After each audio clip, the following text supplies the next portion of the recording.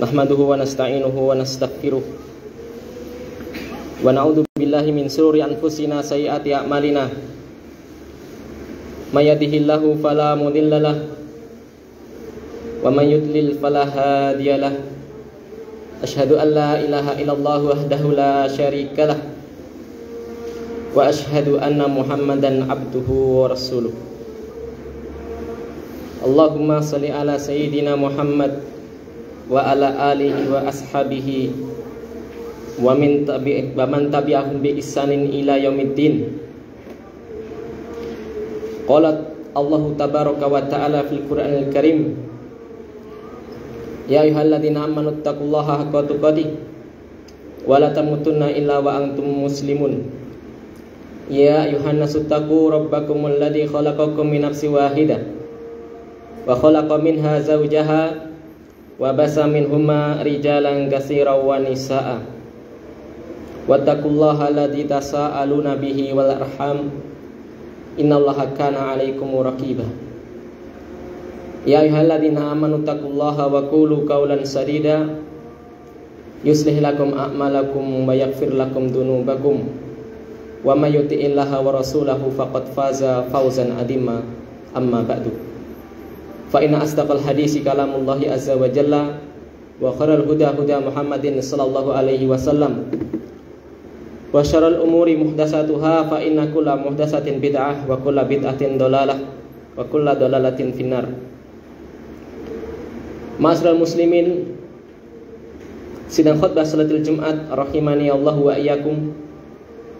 Mari senantiasa bersyukur pada Allah tabaraka wa taala.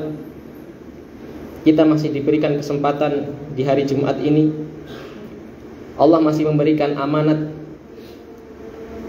hayat, diizinkan untuk masih hidup, sehingga kita dipersilahkan untuk menulis lembaran-lembaran catatan yang akan insya Allah kita pertanggungjawabkan kelak di yaumul hisab. Kita syukuri nikmat waktu di dunia ini. Tak lupa salawat serta salam kita haturkan kepada Nabi kita Muhammad sallallahu alaihi wasallam. Dan yang pertama ialah hendaknya kita bertakwa kepada Allah tabaraka wa taala.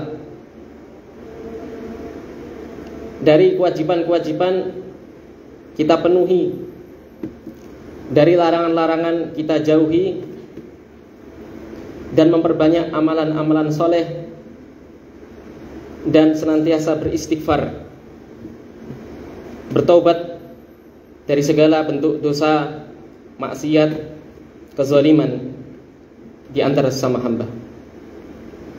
Ma'asyiral muslimin, sidang Jumat rahimani wa rahimakumullah. Pada kesempatan khutbah kali ini saya akan bawakan cuma satu hadis saja. Bisa dicek di Riyadhus Shalihin karya Imam Nawawi, Abu Zakaria Yahya bin Syaraf rahimahullahu taala, di bab al-iqtisadu fit ta'ah, yakni pertengahan, tidak ekstrim kanan, tidak ekstrim kiri di dalam melakukan ketaatan. Hadis sebelum terakhir, jadi hadis nomor 2 dari bawah. Qala rahimahullahu ta'ala wa an Abi Rabi'in Handalah ibni Rabi' al-Usayyidi al-Katibu ahadi kuttabi Rasulillah sallallahu alaihi wasallam. Dari Abu Rabi'i, nama beliau Handalah. Ya, ini insya Allah hadisnya sering kita dengar. Ini murojaah saja. Bin Rabi' al-Usayyidi, salah satu sekretaris dari para sekretaris Rasulullah sallallahu alaihi wasallam. Beliau seorang pemimpin, banyak kesibukan, perlu sekretaris untuk menulis. Ini pentingnya sekretaris. Terlebih beliau juga bukan seorang yang bisa baca tulis, ya, mohon maaf. Jadi Rasulullah itu memang seorang ummi, tidak bisa baca tulis. Ini kekurangan? Justru bukan. Justru ini kelebihan. Ya. Beliau bisa tahu kisah-kisah 1000 tahun, 2000 tahun, 10.000 tahun sebelum umat beliau tanpa membaca. Belum ada radio. Lah dari mana kok tahu? Dia tidak punya guru. Dari mana? Dari wahyu. Nah, ini malah mukjizat. Ya.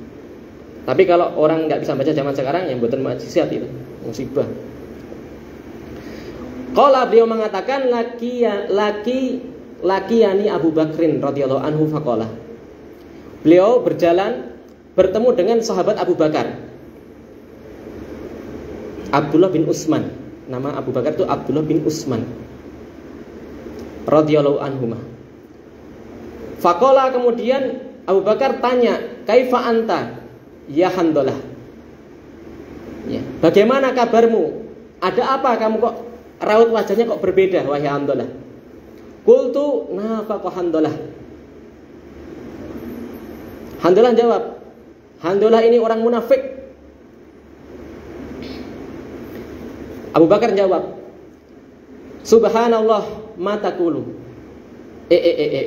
Subhanallah. Apa yang kamu katakan? Qultu nakunu inda Rasulillah sallallahu alaihi wasallam yudakkirna bil jannati wan nari kana ra'yal ainin. Kana ra'ya ainin.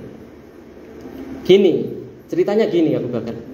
Jadi kalau saya itu di samping di majelisnya Rasulullah SAW, beliau ketika mengingatkan melalui tausiah beliau, yakni Rasulullah SAW, kami ini diingatkan tentang surga, tentang neraka, bahkan seakan-akan kami itu melihat di depan mata kepala ini benar-benar surga itu ada, seperti melihat langsung.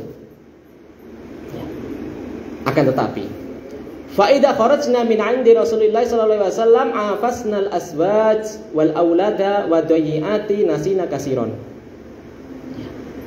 Akan tetapi kalau setelah selesai dari majelis, ya, dari majelisnya Rasulullah sallallahu alaihi wasallam, kami pulang ke rumah, kami mulai lupa dari akhirat, bersenang-senang dengan istri, bersenang-senang dengan anak, dan menghabiskan waktu dengan mereka sampai kami lupa semuanya dari surga neraka tadi. Inilah yang menyebabkan kenapa beliau nyetempel awake dhewe munafik. Lihat berikutnya. Berkata Abu Bakar, "Fawallahi inna lanalqa misla hadza."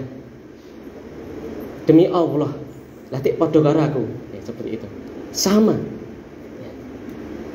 Fantolaktu ana wa Abu Bakrin hatta dakhalna ala Rasulillah sallallahu alaihi wasallam. Ini masalah ini. Ini jelas masalah ini. Yuk kita selesaikan masalahnya. Ya. Dari hadis ini saya cuplek dulu. Ini sifat jujurnya Abu Bakar. Beliau seorang yang hebat, tapi mengakui kalau dia juga punya kekurangan seperti itu. Zaman sekarang buru-buru ngaku, ya. Wes konangan malah ijek ngeles. Ya, tapi ini ngaku sama seperti Anda. Maka beliau berdua menemui Rasulullah SAW untuk mencari obat. Ya. Bukan obat masuk angin, tapi obat apa? Tentang keimanan. Ya. Maka kalau kita faedah kedua, kalau ada masalah, rasa takut, rasa cemas, sedih, ya. Kalau masuk angin jelas ke IGD nanti bertemu dengan dokter Haji diobati. Tapi kalau penyakit iman, ya, bertemu dengan orang alim. Bertemu dengan orang alim. Fakultu nafaqa Handalah ya Rasulullah. Langsung dibuka majelisnya, ngadep Nabi. Handalah bilang gini, Handalah sudah munafik wahai Rasulullah. Faqala Rasulullah sallallahu alaihi wasallam, wa ma dzaka?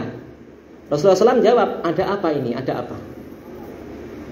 Qultu ya Rasulullah, nakunu indaka nudakkiruna bin nari wal jannati kana ra'ya ainin fa idza kharajna, tadi seperti kalimat tadi. Wahai Rasulullah, saya ini kalau jenengan berikan nasihat, itu kami ingat surga, ingat akhirat, ingat neraka. Akan tetapi ketika sampai rumah, itu kami asik-asik menghabiskan waktu dengan istri, dengan anak, dan menghabiskan banyak waktu sehingga kami lupa yang semuanya tadi. Solusinya apa? Kita dengar bareng-bareng. Faqala Rasulullah SAW, "Walladzi nafsi biyadihi law tadumuna ala ma takununa indi wa fi dzikri lasafahatkumul malaikatu ala furasikum wa fi turukikum walakin ya hamdalatu saatan. Jawabannya di kalimat dua terakhir tadi loh yang saya ulangi. Saatan. Ya. Demi Allah kata Nabi, seandainya engkau bisa seperti itu, tokoh mah ingat akhirat terus, niscaya pasti malaikat itu akan memberikan salam kepadamu meskipun engkau berada di ranjang, meskipun engkau berada di jalan ketika perjalanan. Akan tetapi wahai Handolah, ya, kita terjemahkan sesuai syarahnya Syekh Utsaimin, kita itu nggak bisa seperti itu. Manusia itu punya tabiat, manusia itu punya keluarga, ya. Maka saatan. Dijelaskan Syekh Utsaimin, saatan artinya bagi waktu. Oke, kita beri porsi ibadah khusyuk, ibadah menghadap Allah, tapi juga perhatikan anak istri. Pelajaran yang bisa diambil dari hadis ini yang pertama ialah hendaknya seseorang memperhatikan hak-hak orang di sekitar kita. Ya ibadah kenceng oleh, tapi anak istri itu juga perlu waktu.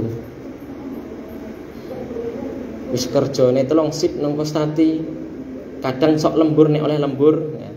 Karo anake dijak dolan ndak mau. Berapa banyak ya? Ini baru contoh yang Kostati, belum nanti yang keluarganya orang-orang DPR itu. Bapak ibunya orang DPR, orang dewan, tapi anaknya gabung anak PAN. Ada, ini fakta beneran. Kenapa? Karena dulu bapak ibu, mama papa saya nggak ada waktu. Siapa yang salah? Beri waktu juga untuk keluarga, untuk tetangga, untuk masyarakat, kerabat. Ya oleh kita ibadah kenceng, ya. Tapi apa? Wayahe ada rapat RT, rapat RW, gugur gunung, sambatan dan selainnya. Selama itu kegiatan-kegiatan positif, mubah, bahkan ada maslahat, datang. Bahkan ini merupakan apa? Metode dakwah kita. Dakwah bil fi'il, dakwah dengan aksi, bukan dengan hanya ngomong doang. Ini lebih bisa didengar. Dakwah di tempat kerja, kita ajari teman-teman bagaimana kita itu jujur. Bagaimana kalau sesibuk apapun, ayo sholat gentenan. Nanti kancane gentenan ben pasine oga keteteran. Tapi juga sholatnya terkerjakan. Ya, diajari. Ya. Jadi nggak bisa ilmu agama itu disimpan untuk diri sendiri, nggak bisa. Ya. Aku lu qouli hadza wa astaghfirullahi wa lakum wa lisa'il muslimin wal muslimat fastaghfiruhu innahu wal ghafurur rahim.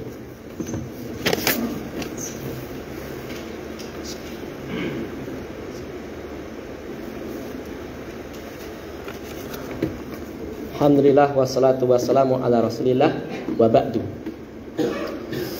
Faedah berikutnya, adapun tentang anak, tentang istri, itu sudah tabiat, ya.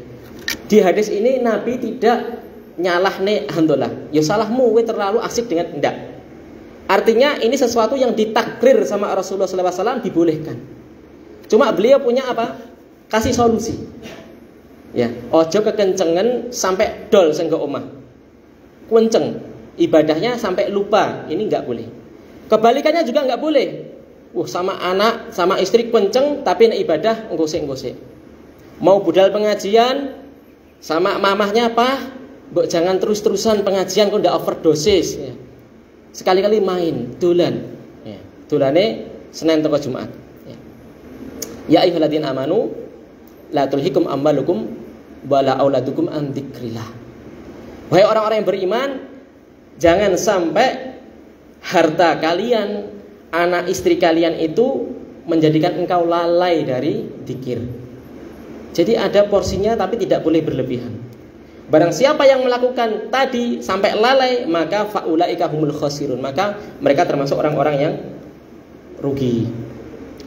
Faedah berikutnya ialah sifat tabiat manusia itu memang sering lupa. Bagaimana caranya? Bertanya kepada alim ulama. Fas'alu ahla dzikri in kuntum la ta'lamun. Satu. Kedua, mendatangi majelis taklim. Mendatangi majelis taklim. Kalau kita mengakui badan kita itu kotor, banyak maksiat, susah untuk sholat tepat waktu, susah untuk sholat tahajud, yakin itu karena banyak dosa. Piye carane dikumbah? Ngumbah ya sering regete akeh soalnya. Sebagaimana ngumbah tadi baju. Sering dikumbah. Oh rinsune diakehi. Saadah ijek reget, rong adah, telung adah. Perbanyak frekuensi belajar. Ya. Terus tentunya belajar kepada orang-orang yang akan saya sebutkan. Yang terakhir ialah majelis ilmu itu merupakan apa? Obat dari segala penyakit hati. Makanya kalau diadakan kegiatan pengajian, Pak Marfok nggih dugi seminggu pisane kakean. Dolan nang mall ben gajian ora kakean. Kebalik ya. Itu penting ilmu itu, ya. Jadi mendatangi majelis ilmu, syarat orang-orang yang bisa kuncinya dua. Yang pertama, ikuti ulama yang bisa benar-benar menghidupkan hati kita. Ya. Bersumberkan Al-Quran dan Sunnah berdasarkan pemahaman sahabat dan para ulama sampai saat ini. Ya. Yang kedua, ikuti ulama yang tidak ekstrim. Ekstrim kanan, radikal. Ciri-cirinya gampang mengkafirkan di luar kelompoknya. Kalau nggak gabung kelompok saya, kalau nggak baiat sama kelompok saya, kafir. Ini ekstrim, hati-hati, jangan. Ekstrim kiri, yakni orang yang lembek. Bahasanya sekarang orang liberal, yang mengatakan semua agama sama. Ini juga hati-hati, nggak perlu didengarkan. Ya. Kalau semua agama sama, ngapain Nabi dakwah ngasih diusir ke omah? Mbok yo santai, santui, gitu. Gabung bareng-bareng. Ya. Tapi lihat tafsir surat Al-Kafirun, dibaca sendiri. Ada pengorbanan, ada dakwah. Artinya apa? Inna dina indallahi al-Islam. Semoga Allah SWT memberikan hidayah kepada